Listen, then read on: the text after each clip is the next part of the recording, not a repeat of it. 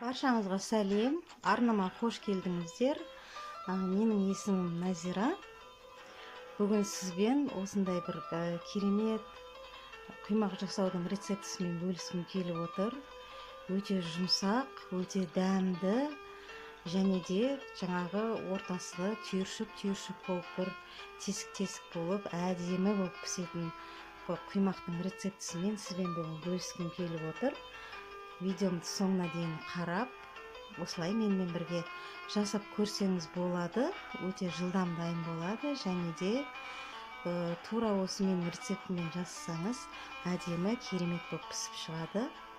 Бұл құймақты дайындау үшін маған 2 жұмыртқа қажет болды. 2 жұмыртқаны осылай ыдысқа жарып, салып алып, үстіне 3 ас қасық шекер қосып, жақсылап араластырып аламын. Достар, егер каналыма тіркелмеген болсаңыз, каналыма тіркеліп, лайк басып, достарыңызбен бөлісіп қоюды ұмытпаңыз.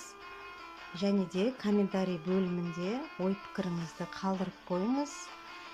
Сіздің пікіріңіз мен үшін өте маңызды. Осылай жақсылап араластырамын. Сосын үстіне 250 грамм үй температурасындағы айранды құямын, мендегі қолдың айраны, және оның үстіне жарты шай қасық тұзбен 1 ас қасық сода салып, тағы да жақсылап араластырамын. Егер де сіздің үйіңізде үйдің айраны болмаса, оның орнына магазиндегі айран 2,5% айранды қоссаңыз болады. Оның ешқандай айырмашылығы жоқ. Осылай жақсылап араластырып аламын. Сосын енді бұның үстіне ұнды қосатын боламын. Мен 300 грамм ұн қостым. 300 грамм ұн кетті менде. Ұнды осылай қосып, және тағы араластырамын жақсылап. Тура осылай менікіндей етіп, видеодағыдай етіп жасасаңыз, сіздің құймағыңыз өте керемет дәмді шығатынына мен сенемін. Осылай менімен бірге жасап көріңіз.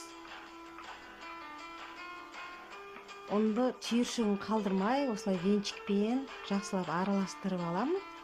Сосын араластырып болған соң үстіне қайнап тұрған суды құямын. Қайнап тұрған 250 грамм су құйып, және жақсылап араластырамын. Бұның құймақтың құпиясы сол қайнаған суда.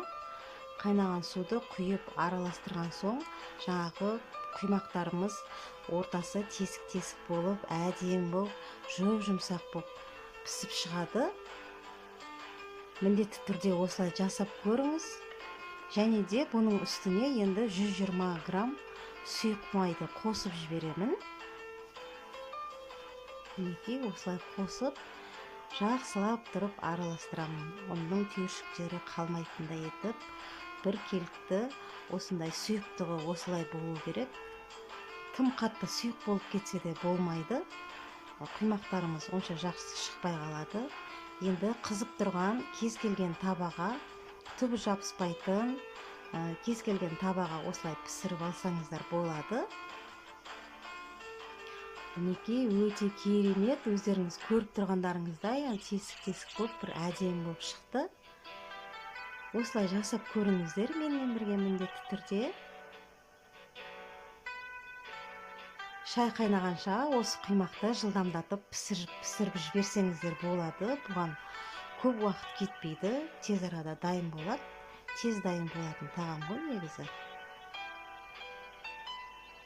Осылай барын түгелдей осылай пісіріп алдым. Мінекей менің құймақтарым дайын болды. Қараңыздар, қандай керемет.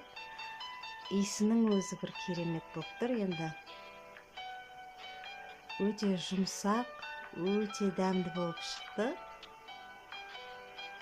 Видеомды соңына дейін қарағаныңыз үшін сізге көп рахмет. Лайк басып, видеомды қолдап қойғаныңыз үшін де рахмет. Арнамнан алыстамаңыз. Болашақта менің тағы да басқа жаңа рецепттерімді қарау үшін арнама тіркеліп қойыңыз. Келесі кездескенше аман сау болыңыз.